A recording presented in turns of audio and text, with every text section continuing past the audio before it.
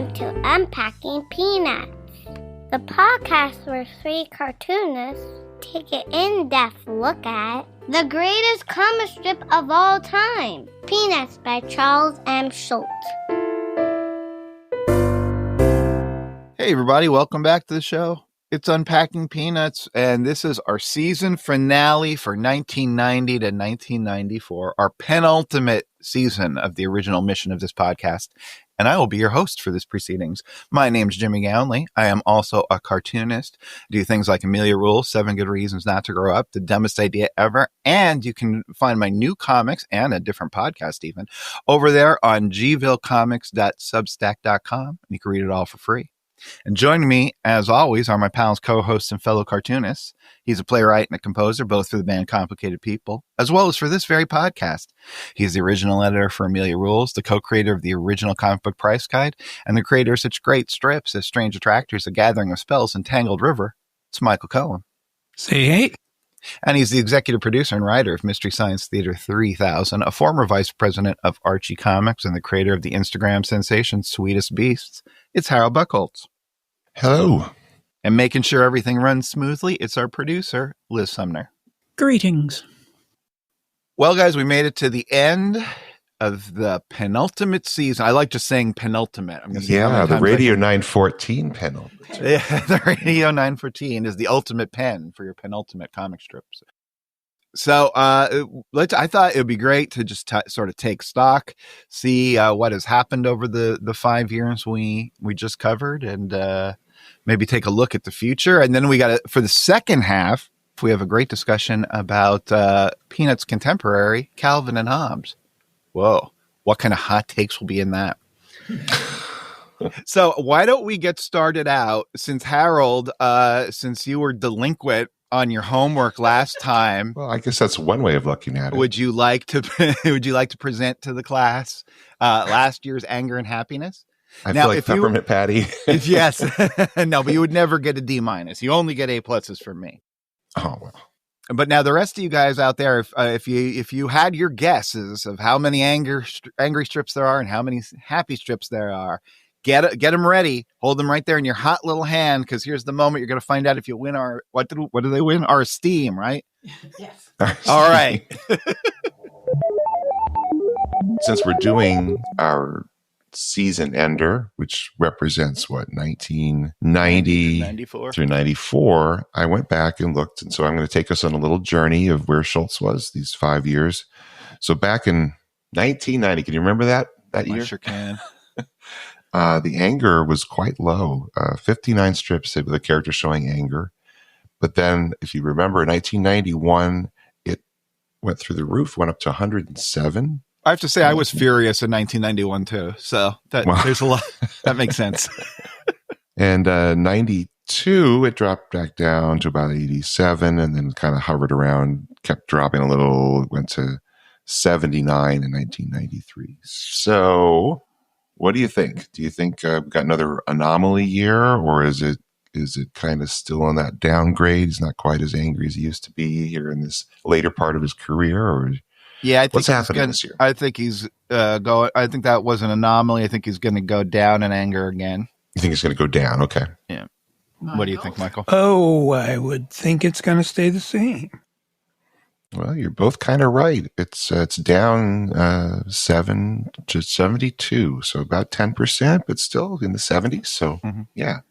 So it seems like Schulz didn't have any wild mood swings this year. So he seems to be kind of roughly on an even keel. But there was 1 month where there was zero anger. That's really rare to see that for either of those two. So I was kind of surprised. Early in the year, the anger was like kind of low, and then it bounced back up. And then in the happiness index, we started out in 1990 with 90 strips compared to the 59 that we had for anger.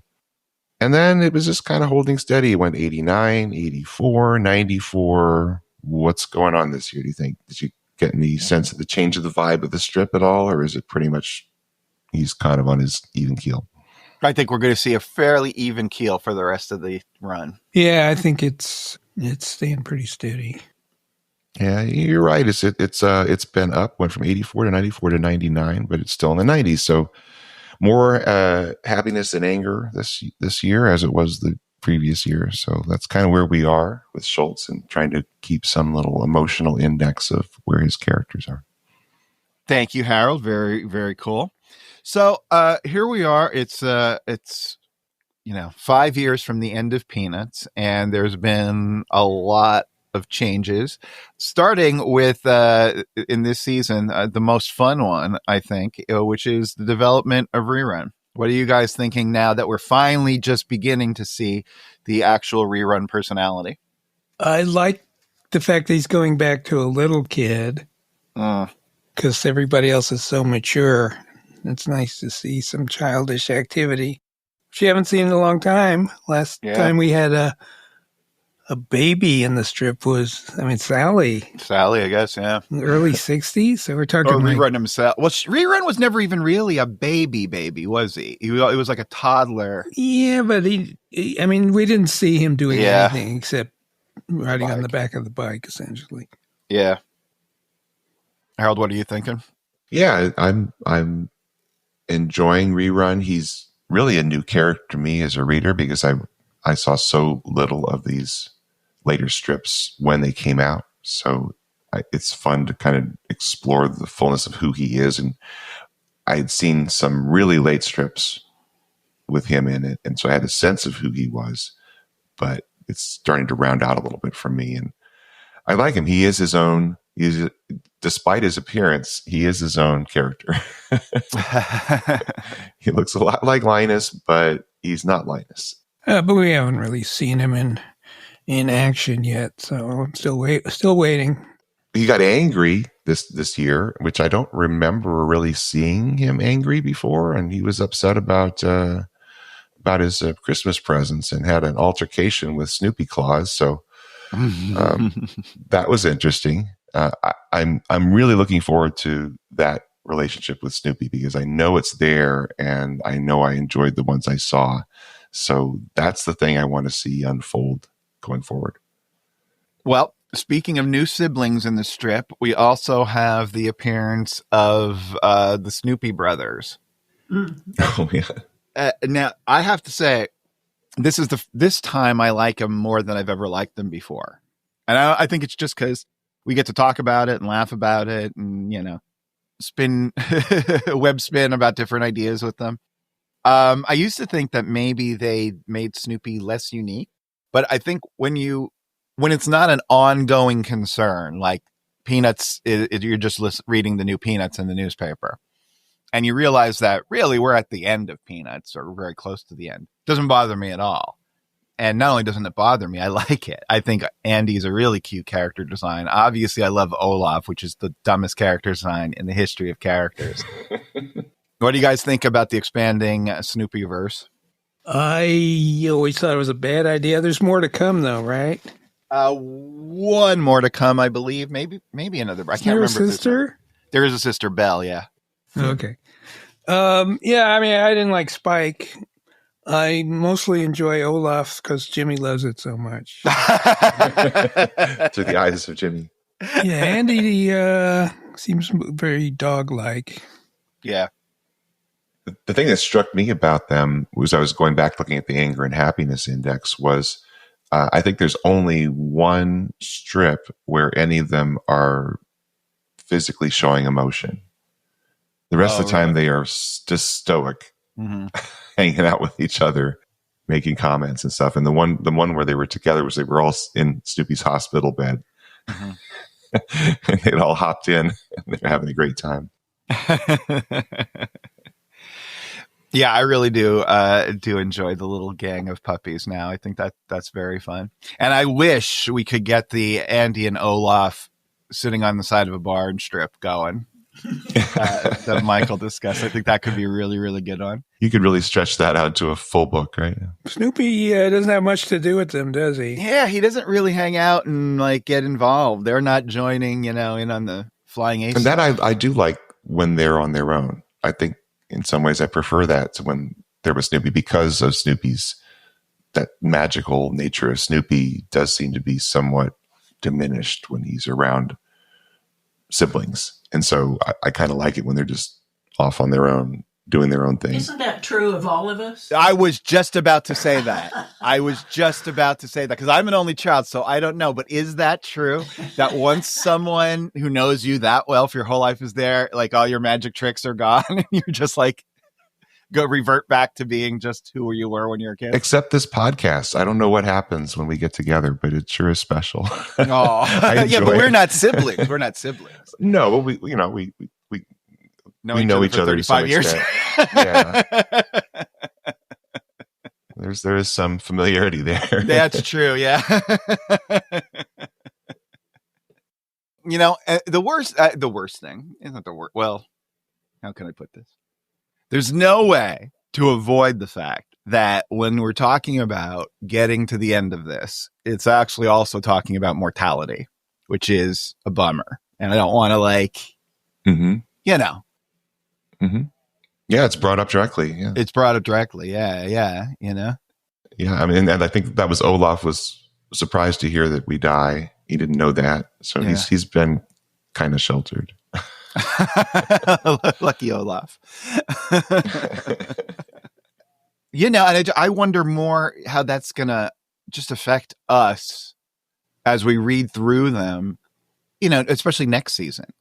Because, next season we'll have, this is the last Peppermint Patty. This is the last Woodstock. Yeah. Well, I don't know from his history at what point he realized he probably wasn't going to keep doing this for a while.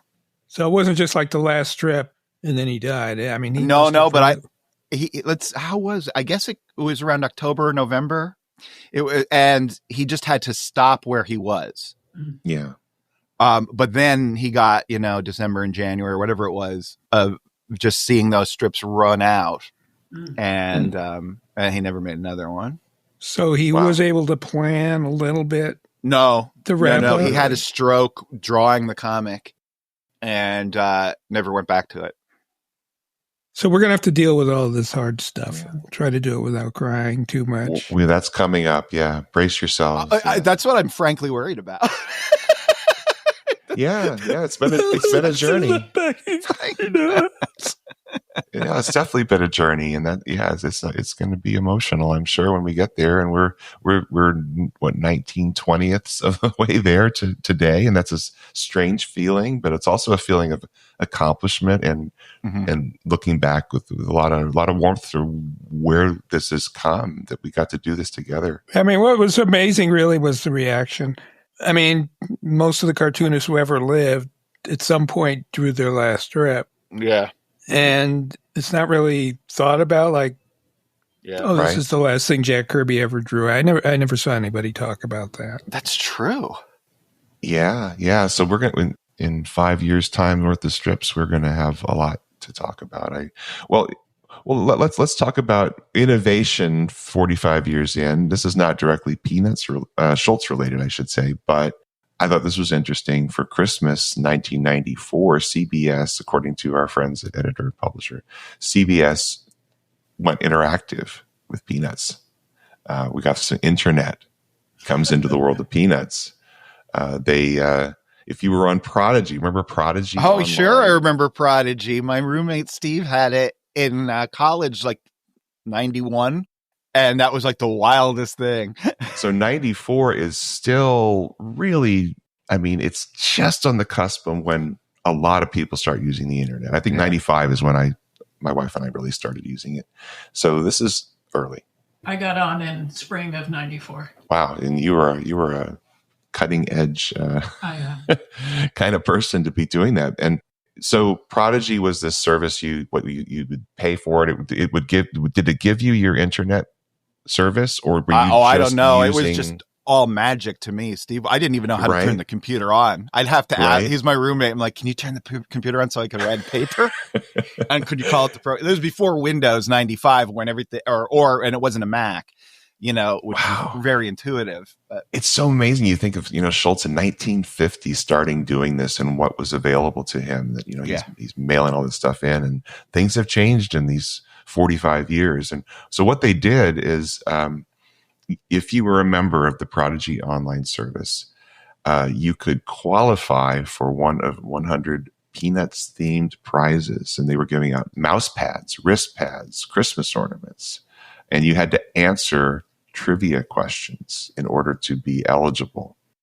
So that was an innovation that was happening at the end of this year. Peanuts is a machine right now with United Media. They're licensing all this stuff for him. And as we've said before, the vast majority of his income, over 90% of it is not his comic strip. It's for the licensing of the stuffed toys and the bedspreads and the... Yeah. Oh, yeah. I do think about 70 to 75% of it was the Snoopy snow cone machine. I think that was where most of the dough is coming from. Oh, the elusive Snoopy snow cone machine. I never did have a Snoopy snow cone. Oh, I have one. They're tasty. Check it out. If you don't know what we're talking about, Google Snoopy snow cone machine. If you're a younger listener, it was a pretty neat, desirable item for anybody who loved Peanuts. It is very cool. Now, I didn't get one until I was in my 20s, but I got it as a Christmas present. You were at a garage sale, and like, I'm in. That's where it came from, but someone got it for me as a present. Yeah. Well, and just to go back along the lines of, him aging, he is definitely dealing with the tremor. Mm-hmm. I'm noticing it now, but it doesn't bother me as much as it bothered me when I was reading it in the newspapers. But, it definitely changes the look of the strip. What are you guys thinking about the way he's handling it? I don't know if I'd even noticed it. Wow. Tell you the truth, I tend to read these things pretty quick. Mm-hmm. Mm-hmm. That they're intended to be. Yeah. How about you, Hal? Well, it's interesting when I would jump in and look at the strip when I happened to have a Sunday newspaper or, somebody had posted something on their door at college. It's jarring because my memory is mostly of the books I grew up reading from the late 50s to the early 70s. So that Peanuts is the one that's kind of floating in the back of my mind. And then to encounter Peanuts from 1988 or 1994, just randomly. And it's so different. And you see, I saw the tremor, because it wasn't there before, and it changes the art. And, just when you see it one time out of context, to me, it was jarring and it was kind of sad. I remember that at this, that's he's struggling, but reading them and getting into the world, that kind of goes away because, you get used to it. It's a consistent style as you go through strip after strip after strip, and it's not a problem. And I said this before, I was concerned that would really make it hard to read it. In 1994, I thought I would have really been struggling with that day to day as I was reading this. I'm not. So I don't know if that's going to happen a little bit later because I know it does continue to be a challenge for him, but it really hasn't been an issue for me in terms of enjoying the strips. One of the things I really wanted to ask Lynn Johnston, and then forgot to because I was, nervous, starstruck, was to talk to her about the fact that she aged those characters in real time, and one audience got to experience it that way, just like we originally got to experience Peanuts in real time, day by day, with the changes being almost invisible, right? But everybody else after that forever will read it a completely different way, and Lynn's characters will age in a month, or will go from the super slick line of the early 50s to the shaky line of the 90s in like a month. I just did she ever think about the fact that she was a companion to someone's life for that period of time, and that can never happen again? No other audience will. It's such a unique thing, I think, to have something that was serialized every single day, that's constantly present in someone's life, and you can never experience it that way again. Yeah, it's fascinating to see art that was designed for one purpose, and as it was designed in its context, can never, like you said, can never be experienced again. And he was creating this first and foremost for people to experience daily, and he followed rules that he had to follow, understanding that there's someone who's going to pick this up. They're going to pop in randomly. And yet we're reading him now in order. Now, the other way in the interim was we were reading random strips. Mm-hmm. Now, they might have a story that's strung together, but, you know, it might have been 1958 to 1960, back to 59. You know, they were just bouncing around in those old Fawcett Crest paperbacks. And that was a different experience as well. Yeah, that's true. That is very true. But we judge them based on rules that didn't exist sometimes. While he was creating them. Yeah. And that's, I can't say it's unfair. It's just, we have to keep that in mind when someone's creating. Well, even like, and the other thing is like the big mistakes in a creative person's life, you know, you could ditch them if you don't want to, but if you make it one thing, I think of things like Love and Rockets, Cerebus, Bone, things that took decades, and you need to read all of it. Tom Bombadil, you know, in the Lord of the Rings or whatever. Normally, people get to get rid of some stuff, but if you work on something for a decade or 2 or 3 decades, that stuff then is all collected in a complete work. Like, and I'm thinking like he didn't ever want to see those golf strips.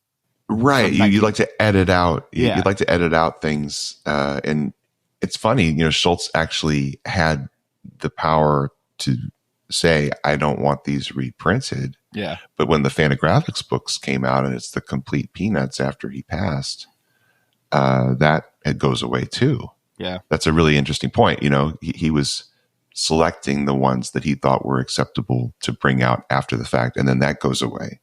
Yeah. Well, how many people do you think actually will have read the entire thing?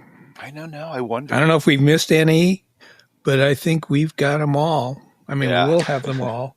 5 years worth. How many artists amazing can you say experience. that of? How many artists or writers or musicians have you heard everything they ever did? This might be I it. was thinking about that today. I could come up with some. Some are impossible. I mean, no one's read everything Kirby did. It was just too much. But then again, there were certain artists who, you know, shined very brightly for a few years. And it's very easy. You know, Dave Stevens, you can easily read everything he ever did. In a weekend.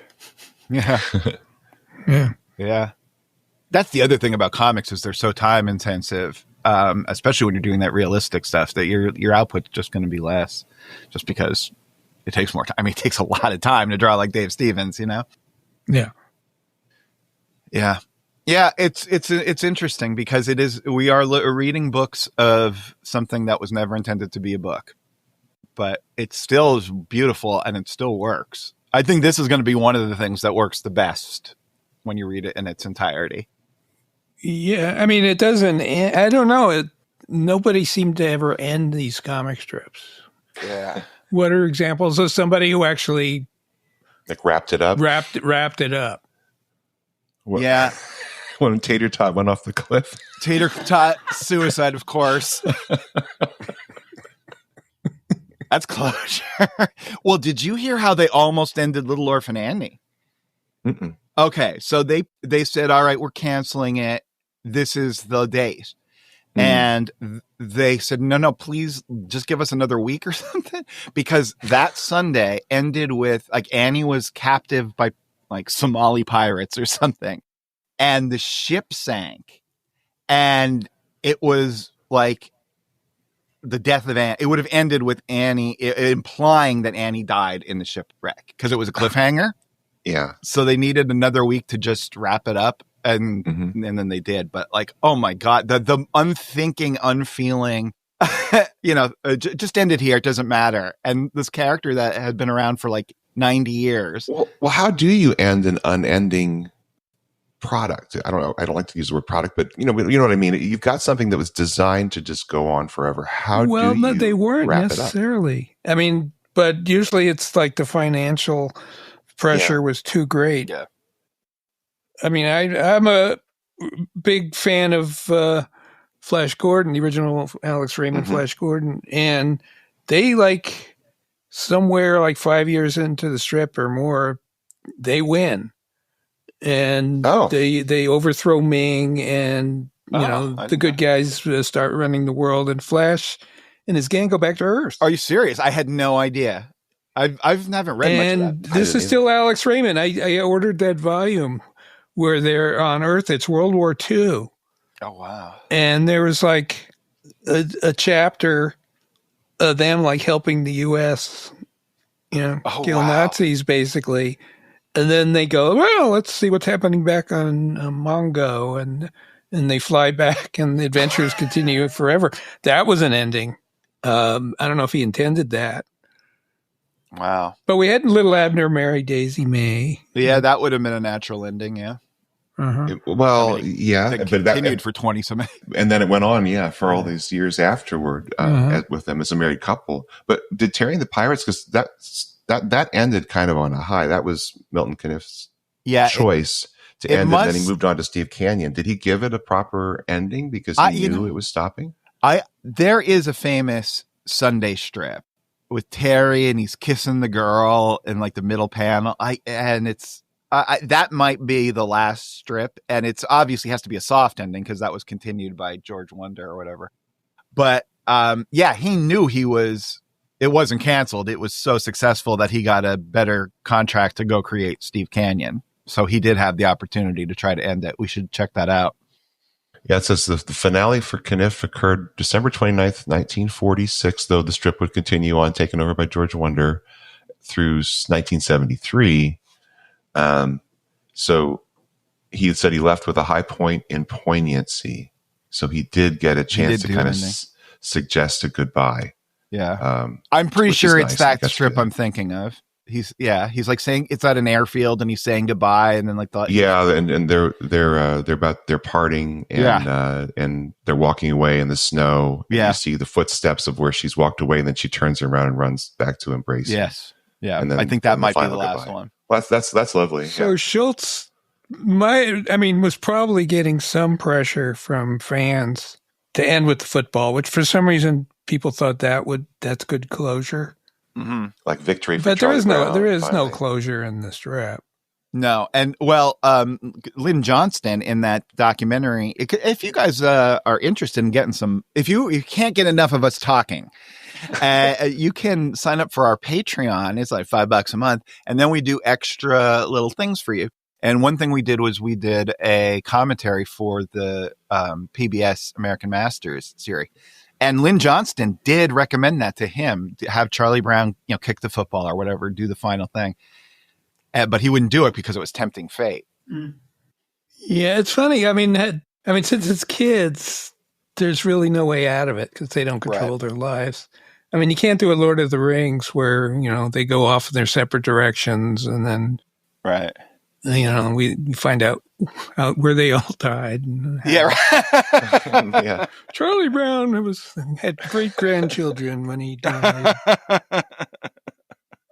There's one show that actually did. It was the best ending ever, and that was about the funeral home people. What was that called? Oh, 6 Feet Under. 6 Feet Under, greatest finale ever, because it basically, it was a show about a funeral home, and it was tied in with.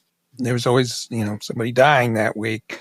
In the finale of the season, for the whole hour, it just took every character, and they showed the moment of their death.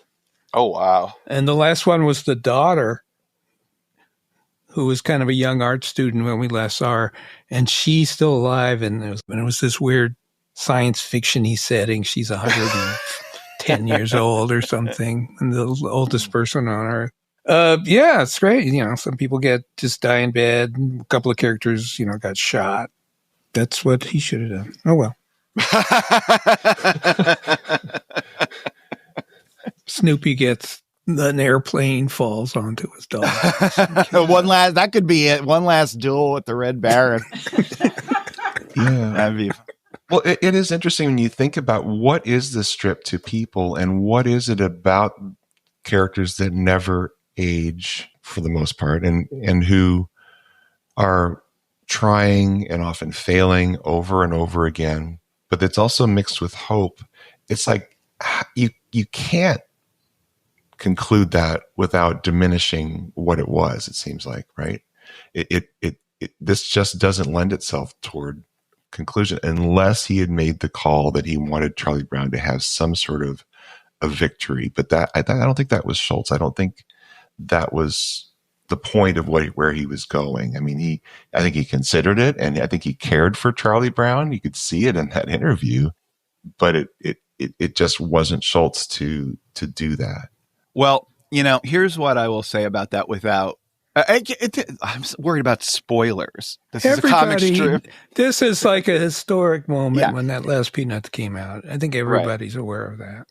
So, before that, my favorite, not my favorite, but one of the things I like the best is that book, Infinite Jest. I really enjoy it. And one of the things about it is that the conclusion is left up to the reader. It starts with events that happen after the conclusion, and then the rest of the book leads up to just before the conclusion, but you don't see the conclusion. You have to figure out what's going on or choose whatever it is for yourself. Mm-hmm. There's an element of that to the football. Well, strips. You read the last Peanuts and you want to go back and read the first one. That's exactly right. Yes. Well, I do think there's truth. You want to go, okay. Now I got it. It's a big circle. Yeah. No, but what I'm saying is there's ambiguity in the football strips at the end, and you are able to choose your ending if you want. In a very strange way, some of the merch around Peanuts is leaving the ending to the reader. The strip ends, but you still have your plush Snoopy. And you can do with your little Snoopy whatever you please. Right. It's a strange thing, but the strip ends, but there's a representation of it that if you have an imagination, you can take it where you want. And to most people out there, probably not our faithful listeners, Peanuts never ended. Right. They're waiting for the next show and the next movie. Yeah, you're right. And the daily strip is continuing to be, rerun in various date ranges and all of that. And so you can still experience Peanuts as chosen. It's like watching curated reruns on MeTV or something. It lives on, and there's somebody there who's giving it some form of, this is today's Peanuts. Right. Or, speaking of MeTV, before we wrap up here, I just want to give Michael a bit of good news for the 21st century. There's a lot of stuff in the 21st century that we don't enjoy as people who are aging. But you know what? One great thing about it is right now on my television, I guess I just have Roku. I don't even have cable. But there is a 24-hour live Dick Van Dyke channel. All right. That's what I was hoping for. Just plays Dick Van Dyke 24/7. It's amazing. Takes him about 4 days to get through the whole 5 seasons. Yeah. And then you get to watch the big finale where he quits, punches Mel in the nose. Oh, they did end Dick Van Dyke, though. The Alan Brady show ends, and he's going to start a new show that's he's going to play the lead, and it's based on the novel Rob has been writing throughout the series. Wait. This is true? Yes, this is true. They really did. I don't remember there being a finale. We have to get that channel. They did choose it, but it's very strange because that episode airs, and then I think there's one episode that comes after that has nothing to do with it feeling like a finale. But the actual finale is, Alan Brady starts a new show based on Rob's novel, and the gang is going to write it, which is a great ending because it concludes that, but the gang is happy and doing their thing. It's great. Well, listen, what we're actually going to do is take a break, and we're going to come back, and then we're going to check the mailbox, and then we're going to talk about Calvin and Hobbes. So come back and we'll do that. All right. Hi, everyone. We all love listening to Jimmy describe what's going on in a peanut strip, but comics are actually a visual medium. You can see them anytime you want at gocomics.com or in your very own copy of The Complete Peanuts, available from Fantagraphics. Plus, if you sign up for our monthly newsletter, you'll know in advance which strips we're talking about each week. Learn more about the great Peanuts reread at unpackingpeanuts.com. And we are back. Hey, so you know how Tuesday is my favorite day of the week? Mm-hmm. Well, one reason is because we get to record this podcast. The other reason, though, is it's the day our podcast releases. And about 3 or 4 weeks ago, our good friend William Pepper released a podcast the same day we released a podcast. Mm-hmm. So theoretically there, you could spend 3 hours at work, blowing off work, just listening to your pals talk about peanuts. Well, now there's a new Peanuts podcast that's actually put out by the people over there at Peanuts Worldwide. It's called You Don't Know Peanuts. And it also releases on Tuesdays. And they talk about all different types of things in the entire Peanuts brand sphere. So they will talk about the animated Christmas special. Their new guest is the director of the Apple TV show, and they talk about various projects the Schulz organization does, like sprucing up hospitals with Peanuts art. And so you guys should check that out. And here's I was saying, good things about the 21st century. Here's a great thing about the 21st century. Theoretically, in the not too distant future, It's a Podcast, Charlie Brown, Unpacking Peanuts, and You Don't Know Peanuts could all release a new episode on the same day. And then you could spend almost an entire work day just listening to those podcasts and not working. So I think that's a great thing about the 21st Except century. no one's going to have jobs. Well, that's true. But, those are overrated, I find. I've had jobs, not a fan. Yeah. And You Don't Know Peanuts is hosted by Melissa Menta, she's like Senior VP of Marketing Communications for Peanuts Worldwide. So she knows Peanuts about the Peanuts world, what's happening now all over the world with Peanuts.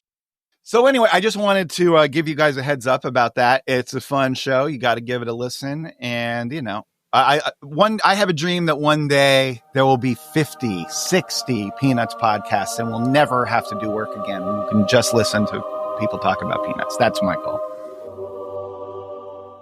All right. So we're going to be checking out the mailbox now. Liz, I'm hanging out here. Do we got anything? We do. We heard from super listener Debbie Perry, who says, in 1994, Part 3, you wondered how Charles Schulz did the shading in his D-Day daily strips. Mm-hmm. In the 1994 address to the National Cartoonist Society, Schulz gave us the answer. She's quoting, "For the first time in my career, I used craft tint double tone shading paper. And I called Sarah Gillespie to warn her that I'm not going to do this all the time. I just wanted it for scenes like that, which would give it a real splashing up through the surf in one long panel." It is duotone. That is wild. Yeah. That is, I would have never thought that Schulz would have used duotone paper in Peanuts. Wow, that is amazing. That is really cool to know. Thank you, Debbie. Yeah, that's good in-depth intel. Yeah, that is really cool to know. Anything else? That's it for the mail. All right, we got a bunch of stuff on the hotline. Good old Charles Kulak is asking us to cast the Wizard of Oz characters with Peanuts. Can we do that? Snoopy. Let's start. All right, let's start with Toto. Who is Toto? Woodstock. Woodstock is Toto. Snoopy. Yeah, I give it Woodstock. Woodstock is one of the flying monkeys. All of the flying monkeys are the birds. All yeah, of the them. birds are the flying monkeys. Yeah, that's brilliant. Yeah. Okay. The Yeah. kite-eating And Toto could tree. be Andy too, because so darn adorable. Well, okay, listen, who would be Lydia is Glinda. who would be Darth? Sally. Who would That's a good one. just wants to go home? I could see it being Lucy as a really, it could be her. Like if you were going to really do this, right? You were going to do like Muppet Christmas Carol. But you're going to do this with the Wizard of Oz. It could be a satirical take on it. There's all kinds of takes you could take on it. So I think she's got to be the Wicked Witch. No, of course. That's can't so see, stupid of me. Oh, of course. Yeah, right. I can't see Lucy being bubbly and skipping down the road. Marcy? I mean, I guess Frida it is comes Sally. to mind, but she's just not a major character. Yeah, I think it's going to. I would love to see Peppermint Patty because she doesn't have the confidence like these other characters. She needs something, Oh, and she's got red sandals. I'd be fascinated to see a Peppermint Patty version of. She would give her own take for sure. That's great. So then you could do one of the gang. Well, you could have Linus be the Scarecrow because he's smart. So he would be looking for, because the thing is, at the end, obviously, is they had the things they were looking for all along, right? So Linus could be the Scarecrow. Who would not have a heart? Charlie Brown? Oh, Schroeder? Schroeder. Oh, wow. Maybe. He can be pretty cold sometimes. I don't know if this is working. And Charlie Brown is it's too bad. We're deep in development. I mean, we spent $40 million on this now. Okay, We're going through. who's the wizard? Well, we got to get Schulz is the wizard. the Schulz lion. is the wizard, yeah. Nice. Oh, yeah, who's the lion? Cowardly. Do we have cowards? Well, we need a role for Snoopy Charlie if Andy's going to be total. Yeah, Charlie Brown. He's hiding behind trees when he's trying to pass out Valentines and things. I think that my would gosh. work. Yeah, that's really funny. Yeah. Hmm. There aren't that like many it. characters, frankly, except that's only the first book. There's like a million other characters. So you want I read Glenda to be Lydia? To the girls. Does Sally get a role? I thought Sally was Dorothy. Yes. We were doing Peppermint Patty as Dorothy. Oh. Sally could definitely. Well, Sally could be like Aunt M. Someone would have to be Aunt M, right? Or Marcy could be Aunt M. No, Marcy would be a good witch. Could be the good witch. I don't know. We're getting Yeah. I think that'd be hilarious if Sally was just was an extra character shows up. Who cares? What? How am I supposed to know? Yeah, that would. That would be funny. And then he also writes, "Please cast Blood Meridian." No, I'm just kidding. I'm doomed. All right, thank you, Charles. Then we got a couple of voicemails. This is our pal Sawyer Honeycutt. Hey, my name is Sawyer Honeycutt.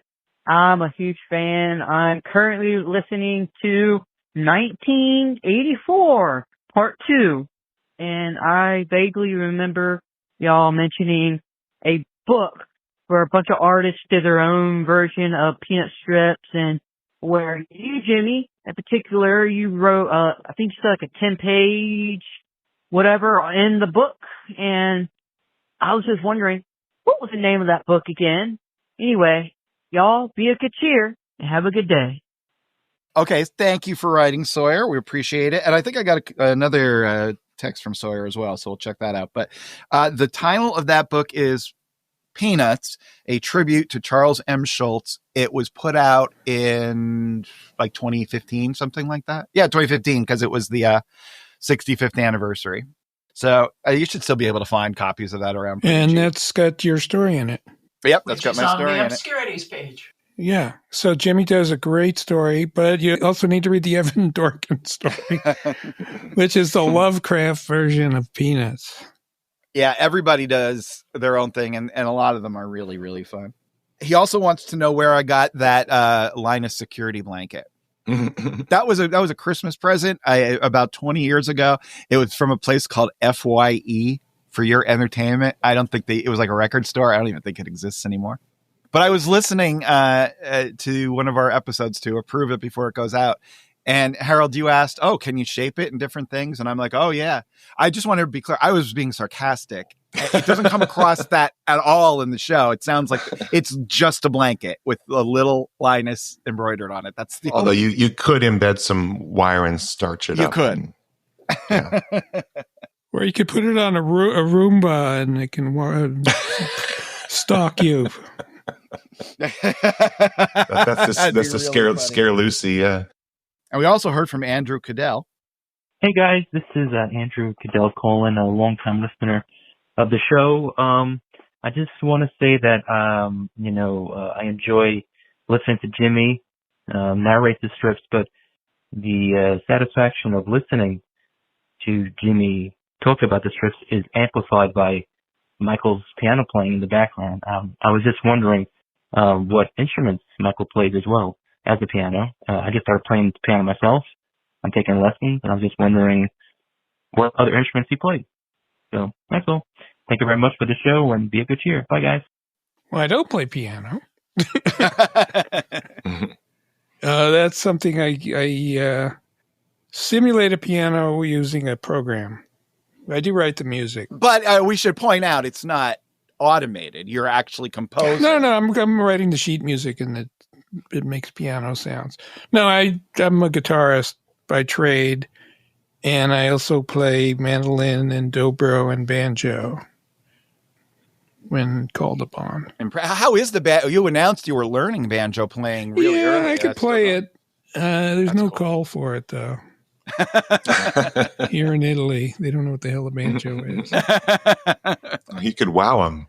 Just go out on the street corner. Michael makes fun of me for having a bunch of different guitars, and he's like, I don't know, I'm just happy with my guitar. What is your guitar, Michael? It's a Martin 0018 1949. Yeah, he's just happy with his little old guitar. Well, it's beat to hell, but since I'm never going to sell it, it doesn't bother me. Who cares? It's oh my God, it's the most beautiful thing ever. When I was a kid, all I wanted, like 18, 19, was to one day be able to buy a vintage guitar. But I thought, I'll never be able to afford a vintage guitar. It's impossible. They're so expensive. I didn't think that there is another way to get a vintage guitar, which is to buy a new guitar when you're young and then not die. I bought mine for $300. That's incredible. My gosh. You couldn't get the fret wire for $300 now. Yeah, right. All right. Well, thank you, Andrew, for writing. I'm glad people are digging the music because Michael's an amazing composer. All right. So that is the mailbox. If you guys want to get in touch with us, there's a couple different ways you can do it. The first thing you could do is go to unpackingpeanuts.com, sign up for that Great Peanuts re-rate, and that'll get you one email a month from us. That'll let you know what we're going to be talking about ahead of time. You can also just email us if you have something to say or a question about the podcast. That's unpackingpeanuts@gmail.com. You can call us or leave a message on our voicemail or text message. It's 717-219-4162 for the good old Unpacking Peanuts hotline. And I'll tell you all about the social media and stuff at the end. Okay, so that brings us to the finale. Now, this has been requested by some people, most specifically, super listener Charlie Sweeney has requested we discuss Calvin and Hobbes and Peanuts. And we also got a letter from one of our listeners. Liz, can you explain? Sure. So it's Sarah Wilson, who has been a wonderful regular listener and contributor, wrote to us and said, I recently read through the entire Calvin and Hobbes oeuvre, which I pored over again and again, almost as much as Peanuts in my youth. Curious to see how it would feel after so many years, and especially after following along for nearly 45 years of Peanuts with the podcast. You asked for our thoughts on what to do after you finish the whole Peanuts run, so I'm sending this along as a possible topic. Calvin and Hobbes in light of Peanuts. And then she goes through 8 points of observations. So the first observation, Sarah writes, the gimmick, quote unquote, of Calvin and Hobbes is the question of Hobbes' reality, a live tiger with a distinct personality and predatory instincts, and not always in Calvin's best interests when they're alone together, but a mere stuffed toy in the presence of others. Could Hobbes have been possible before Snoopy? No. Well, all right, number two. No. One of the big things that I have thought about on this reread is how much of the language of Peanuts just becomes the language of comics. Yeah. You know? And like Snoopy is sui generis, if I pronounce that correctly. He's, out of nowhere, just a one of a kind. There was nothing like him before. And I think Hobbes owes a huge debt to Snoopy. So does Calvin, actually. No, I agree with that, but I somewhere in the back of my memory, inaccessible, there was some cartoon character who had an invisible friend. Barnaby. Is it Barnaby? Yeah, Yeah, with Mr. Crockett O'Malley. Johnson. So that was a character who wasn't necessarily real. Yeah, that's another direct inspiration, I would think. You're right. I think that's so true. In the world of cartooning, I can't think of a creator who, in the It's a Wonderful Life, if he never existed category, that the history of comics would be completely different. What happened in comics would be completely different if Schulz hadn't existed. Because, a lot of times you have somebody who's just at the right time, in the right place, in the right time, and they're the one who did something that was inevitable. Mm-hmm. I don't know that that's true with Peanuts. It's possible that nobody would have hit on the tone of what Schulz did. Yeah. No, I think especially in the 50s, I think the 50s, certain things come to mind, and Peanuts is definitely one of them. I think it captured the zeitgeist perfectly. And the 60s and the 70s. Yeah, it's crazy. Yeah, I don't know the zeitgeist of the 70s. But yeah, that is the short answer is no. I don't think it would have existed. You can see that Watterson and so many cartoonists, certainly myself included. Me, yeah. I don't think I would have wanted to be a cartoonist if there hadn't been Peanuts. I mean, let alone what I would have done. It's just, I wouldn't have done anything, probably. And I think that's true for dozens and dozens and dozens of cartoonists who made it and have had their impact on the world of cartooning. Absolutely. But I like the idea that what Watterson could bring to the table was his pushback against ever making the stuffed toy of Hobbes. That's what he did different than Schulz. But he's an absolute response or reaction to Schulz that I will not allow licensing of a stuffed toy because that ruins the whole premise, which I don't buy personally. But no, I don't either. It was, when one of your most famous stances in the world of cartooning is a reaction to another cartoonist, Charles Schulz, and what happened with him and with his licensing, that's really interesting. Again, that just shows the power of Schulz in that world. He's just a looming figure. I understand not wanting to overexpose the thing, but the whole argument of whether or not Hobbes is real or not, Bill, Hobbes is not real. He's an ink drawing. You made him up. You should know Hobbes is not real. Giving a kid not real either. So what the heck? Right? Exactly. So it's an absurd argument. That's not what the argument is. I don't know what the real argument is, but that's not it. I don't know why he doesn't. I don't think he wanted to deal with people. Is the answer. I don't think he was a people person. I don't think he liked people in authority over him. This is not criticism, by the way. I understand all of this, right? But to say it's that you're letting the reality of Hobbes up to it is stupid. I'm sorry. Well, it gives you a level of control that there is no version of Hobbes of any merit that you didn't control yourself. When you hand a plush, like I just said earlier, when you hand a plush toy to Snoopy, you can make your own reality of what Snoopy is going forward when the strips are long gone. Right. Because you can play around with a little toy, Yeah. But you can, he can't be a man. I mean, I haven't read a whole lot of Calvin and Hobbes, but when I do read it, I never question whether Calvin's alone by himself in the woods talking to himself. Because clearly Calvin, I mean, Hobbes is affecting the environment. Correct. Yeah. So he is there. Right. So the problem is with the adults who can't see him. That's actually a really interesting way of looking at it. Yeah. Yeah. Although I could see a long argument. I mean, he did a good enough job of that you could have people in a room argue about that for 100 hours. Yeah. I think, All right. So that's step one. What are our other points here? Number 2, adults. Calvin is rendered tiny, often tinier than an actual 6-year-old one would be. Sometimes only the top of his head is showing when an adult is pictured. That's true. They're Peanut style kind of sizing on Calvin. Even small. I think Calvin's like 2 heads high. Yeah. He's really, really small. One of the things that works great with Peanuts and also then works great with Calvin and Hobbes is when it is just kids, though they're the perfect size characters for comic strip panels. I'm drawing an Amelia story in the style of the first Amelia book, which I haven't drawn in 15 years or whatever. And I'm doing it and like, oh yeah, little kids work great in comic strip panels. They just fit better. And I do think Watterson did a great job of keeping that scale between the adults and the kids, because that's not easy without having the adults look cramped in a panel. Yeah. master cartoonist.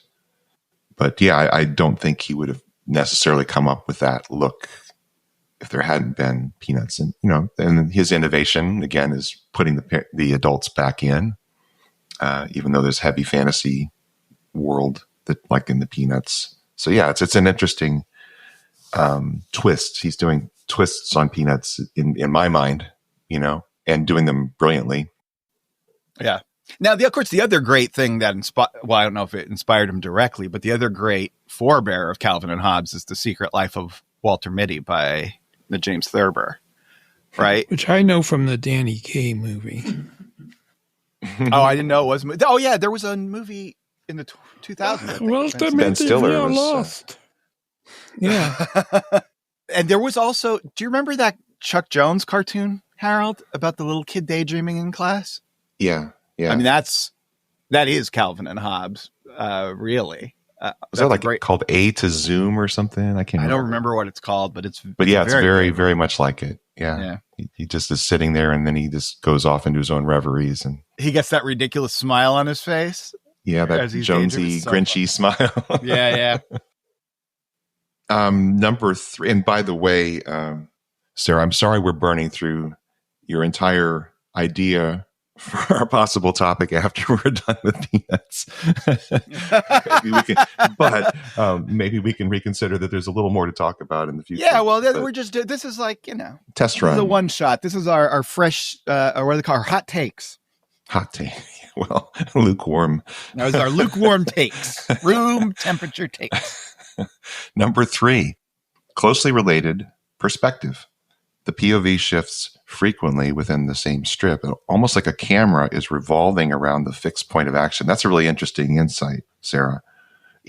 He is such a good draftsman. Oh my gosh. And he loves to play with the drawings and make them interesting. I've mentioned before, at least in the early strips, I noticed that he did a lot of MC Escherist things where impossibilities, if you look very closely at them, like the hinge is on the wrong side of the record player, but you wouldn't notice unless you really jumped in. But there are a lot of delights to be found in Calvin and Hobbes. And I think, again, influenced by Schulz, Schultz's whole thing was every drawing has to have its own interest. You're drawing for interest and for it to be appealing.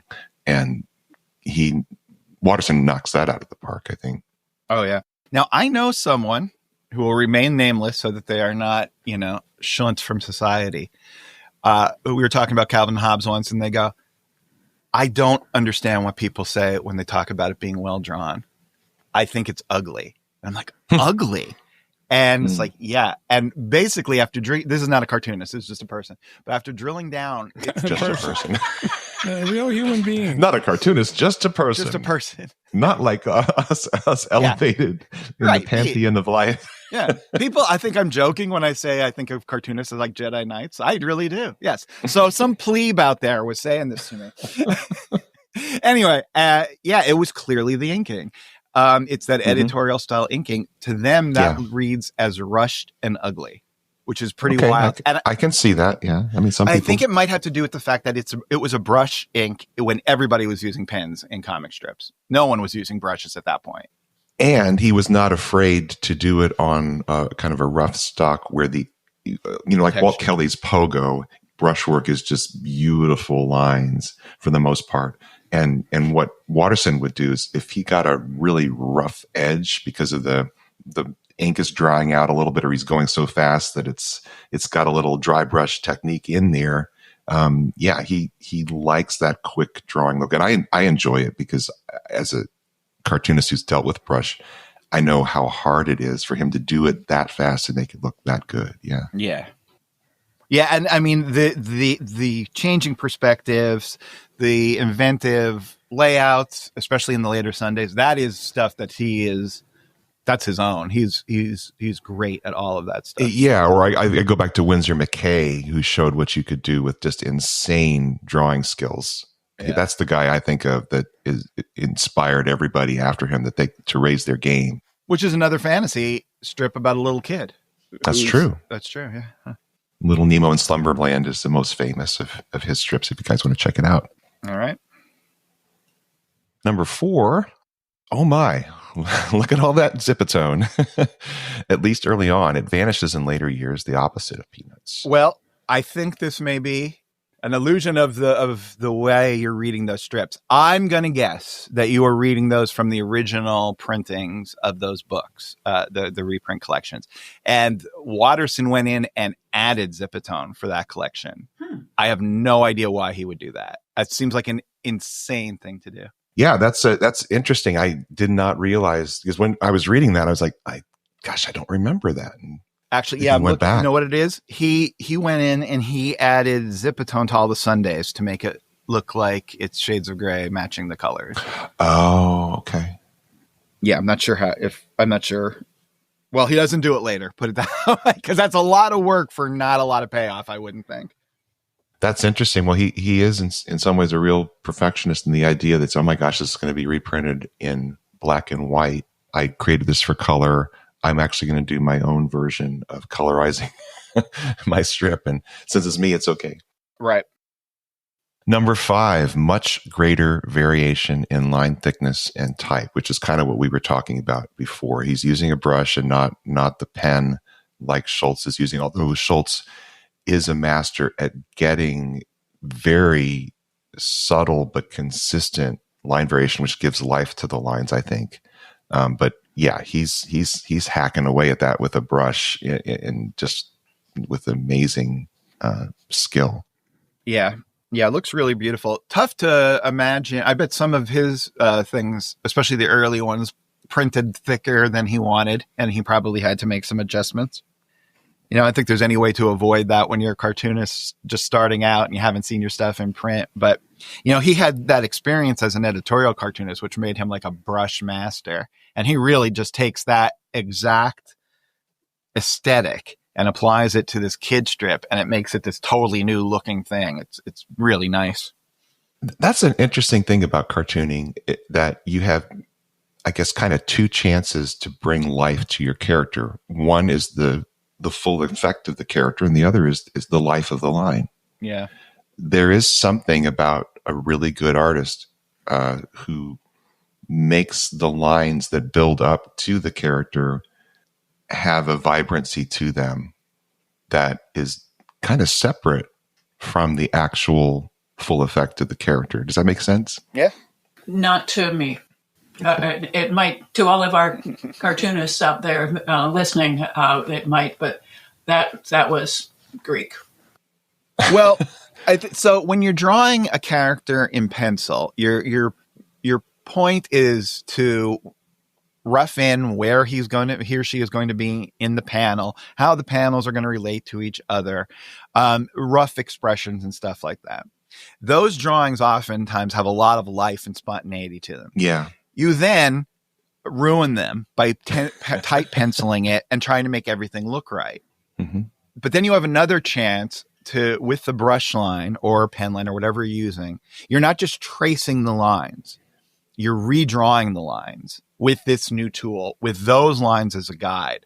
And that's the opportunity. Harold's talking about the second chance to bring life to it, because you could have bouncy lines, you could have, clear line that has no variation. All of that changes it. I think what Watterson, one of his superpowers as a cartoonist, is that he pencils very, very, very loosely and then inks very, very quickly. Mm-hmm. And that's why he gets that real spontaneous, tons of energy and life in it. But you have to be a great artist to be able to do that, because if you're basically just drawing with an ink brush over very lightly penciled lines, you're going to be throwing out a lot of stuff or pasting over it. Yeah. Because you got it wrong, Yeah. Because you went so fast. Well, Liz, I want to ask you, you've brought this up before, that the line really doesn't have its own meaning for you when you look at it. When the tremor, we've been talking about the tremor all this time. Does that have any impact on you when you read it? Do you notice it at all? Well, first I want to say that thank you, Jimmy, that explained what I was needing to hear. That clarified it all for me. Oh, good.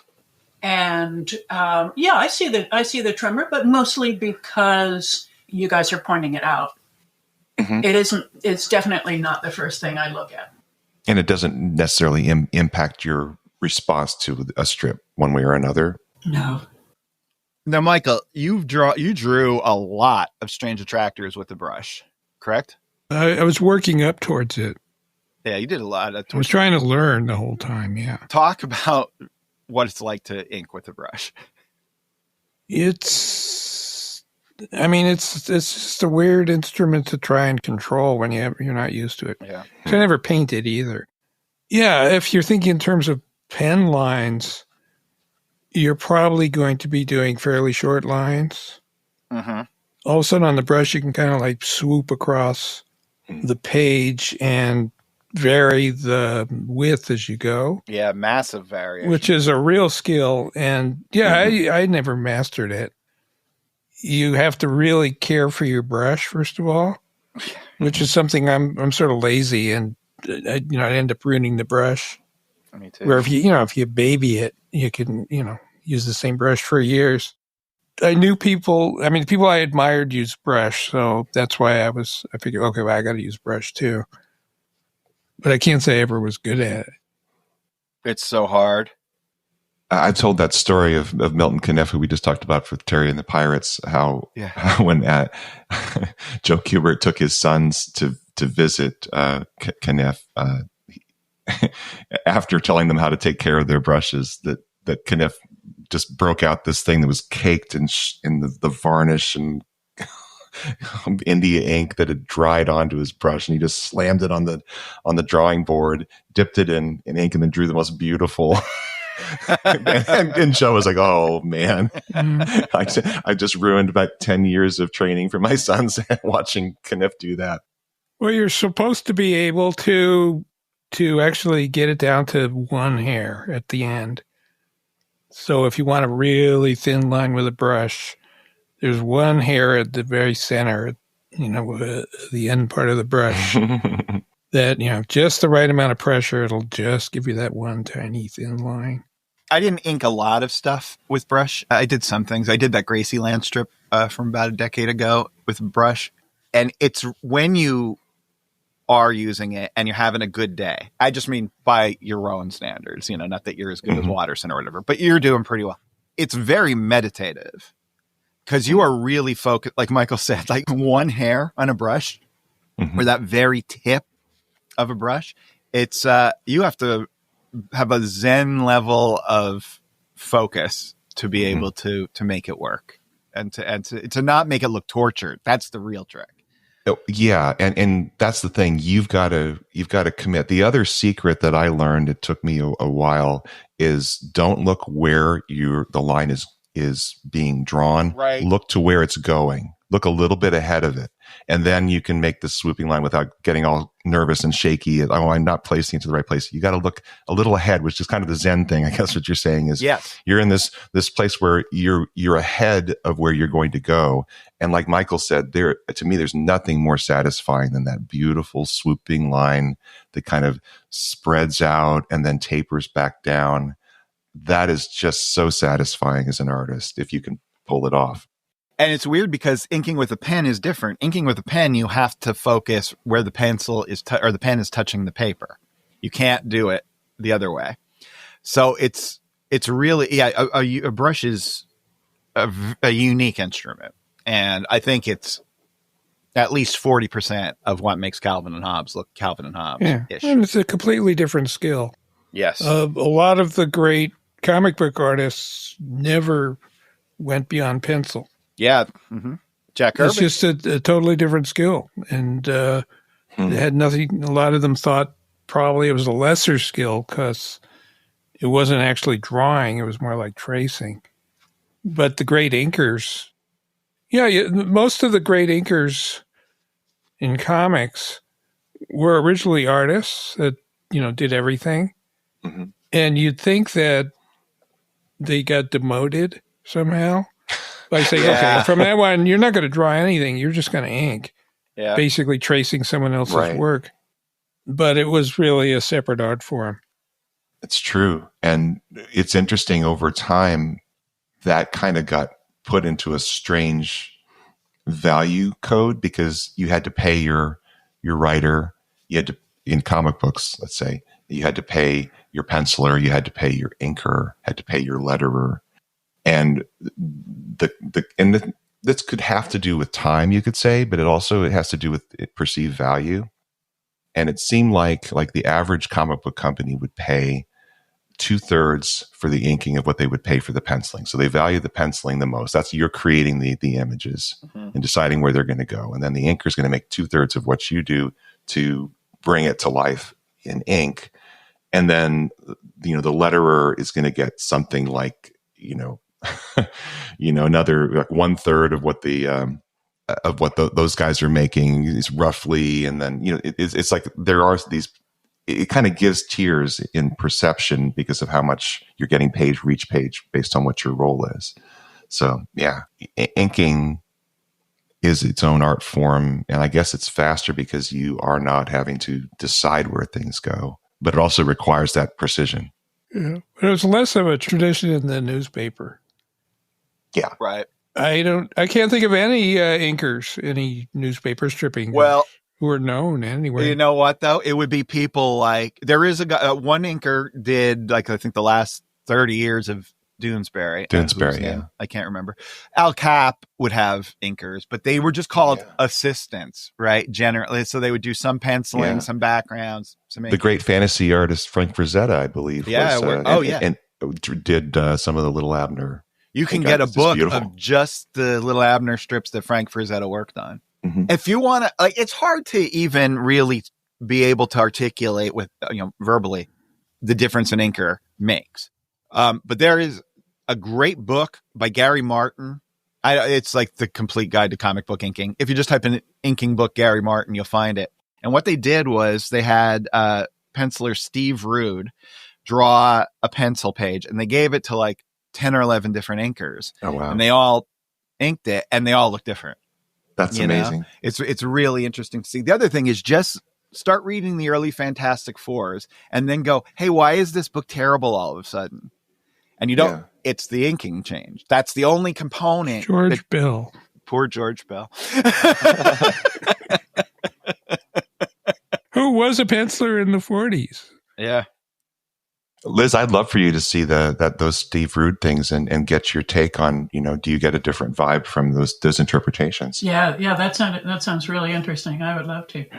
If I can critique Gary Martin's 30-year-old book, the only bad side about getting Steve Rude to do it is Steve Rude pencils super tightly and super perfectly. Oh. So even if you are a terrible inker, you're not going to screw Steve Rude up too badly. Not too bad. But it's okay, yeah. And one of my proudest possessions on my wall is a Steve Rude Nexus page inked by Steve Rude, which he almost never did. Never. Wow, that is cool.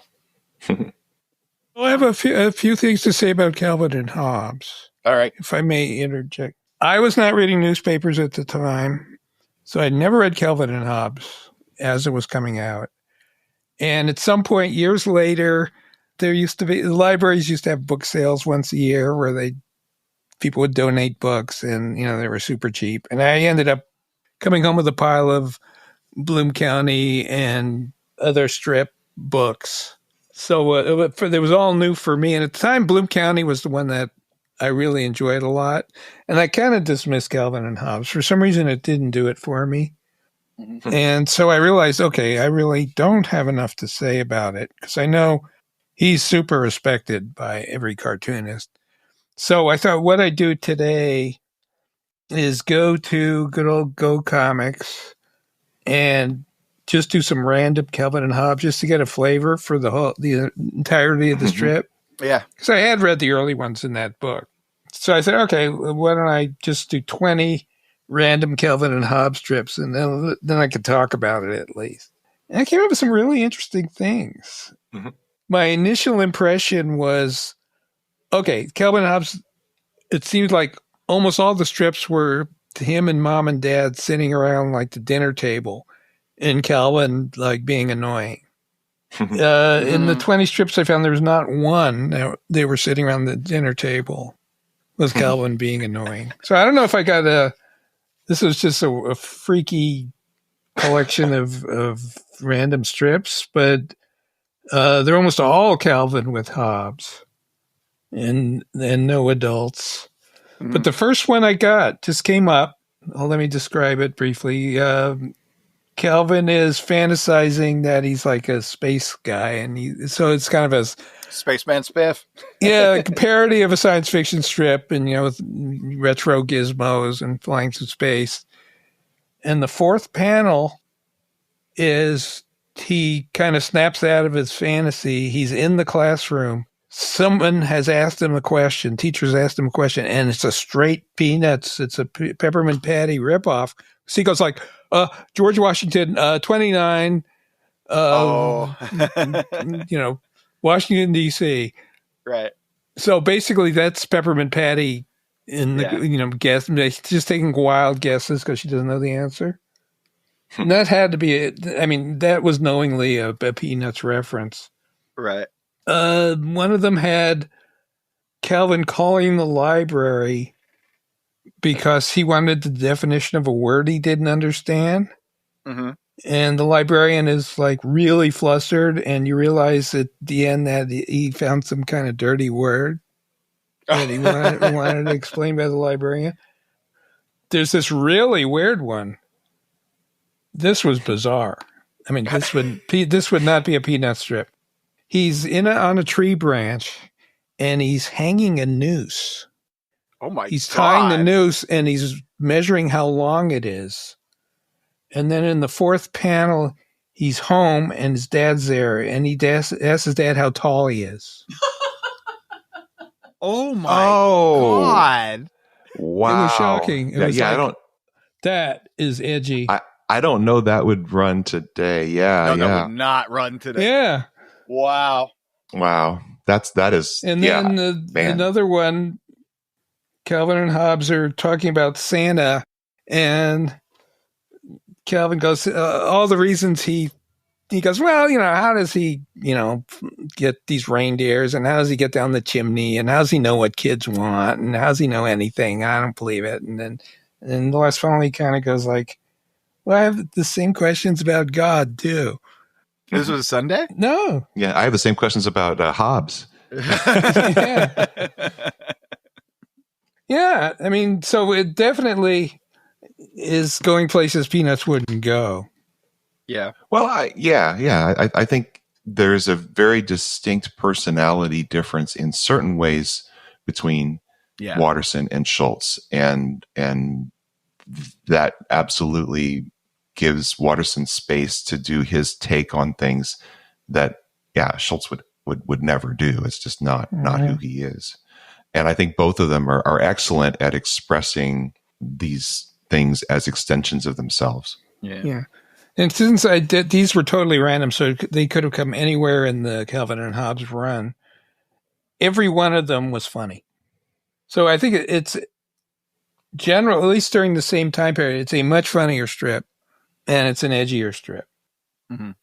I think that was what people were generally saying at the time. Yeah, Schulz is he's aware, and he said it in that 1994 speech. He's aware of people saying, "Hey, you're beyond your prime," and that's got to hurt. And for Schulz to constantly be trying to figure out where he fits in now, he's not just in his own bubble, I think does help him a lot. Even as people would say, well, we don't like where you are now personally, because we say so much as an extension of Schulz, just maybe where he is in his life, it's not going to have the sting or the punch, but it's still true to him. Yeah. And the other thing is, once you've written 14,000 funny comic strips, writing another really funny punchline isn't probably gonna, float your boat. You're going to it's not where he is. Yeah. No, it's it's not like he's trying to rise to the challenge of, the young hotshot. Right. He's playing his own game. Yep. I agree. Well, you know what? To have some, what's the word I'm looking for? Some compassion for our editor, Liz. I say we end this conversation now and wrap up the season. Yeah. And thank you to Sarah. I just want to say thank you for sending that. And we didn't get to 3 of your points. So that's what we could base the rest of our new series on, is those three remaining points. Absolutely. that we did not cover today. So for everybody out there who wanted us to talk about some Calvin and Hobbes, hope that tide you over. Always fun to talk about another great cartoonist. If you want to talk about other great cartoonists or the one we focus on, Charles M. Schulz, with us, you could do it a bunch of different ways. The first thing you could do is you could go over to unpackingpeanuts.com, sign up for the Great Peanuts Reread, get our once-a-month newsletter to let you know what strips we're going to be covering.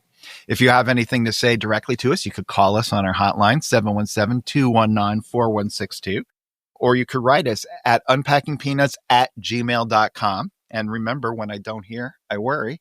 And if you want to follow us on the good old social media, we are at Unpack Peanuts on Instagram and Threads, and at Unpacking Peanuts on Facebook, Blue Sky, and YouTube. So you can just leave a message there and we'll see it.